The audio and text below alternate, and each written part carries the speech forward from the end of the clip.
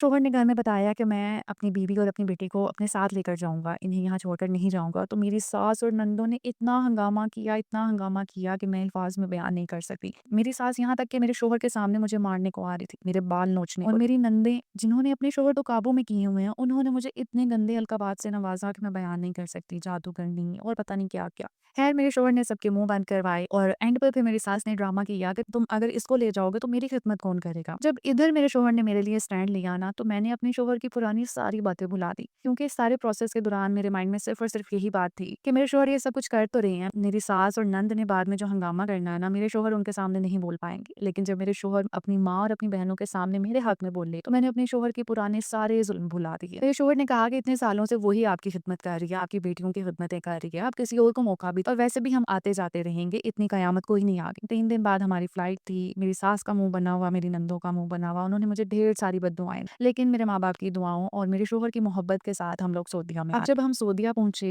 तो मुझे ये था कि हम आगे किधर जाएँगे। लेकिन मेरे शौहर इस दफ़ा आने से पहले हमारे लिए घर, फर्नीचर, ईच एंड एवरीथिंग सब कुछ सेट करके गए हुए थे। अब आने के बाद मुझे मेरे शौहर ने बताया कि मुझे इधर साथ लाने की जो वजह थी, वो मुझे मेरे शौहर ने बताया। उन्होंने बताया कि उसका एक दोस्त था, उसकी बीवी भी तुम्हारी तरह सास की खिदमतें करती, नंदों की खिदमतें करती, और उसका शौहर इधर ही मौजूद था जब उसका पाकिस्तान में इंतकाल हो गया। और अब जब वो जाता है तो उसे कोई नहीं पूछता, और जब वो पाकिस्तान जाता था उसकी बीवी उसकी इतनी खिदमतें करती थी, उसके आगे-पीछे, और उसकी इस बात ने मुझे बदल दिया। शादी के बाद बीवियों से ज़्यादा एक मर्द का ख़्याल कोई नहीं रख सकता। ये मेरे दोस्त ने मुझे बताया कि वो मेरी प्यार, मोहब्बत, मेरी शफ़क़त को तरसते-तरसते मर गई, और मैं उससे प्यार के 2 बोल और सुख के 4 दिन उसके साथ नहीं गुज़ार पाया। आज मैं अपने आप को कोस रहा हूँ कि मैंने क्यों उस बेचारी के साथ इतनी ज़्यादती की। इस बात ने मुझे बदल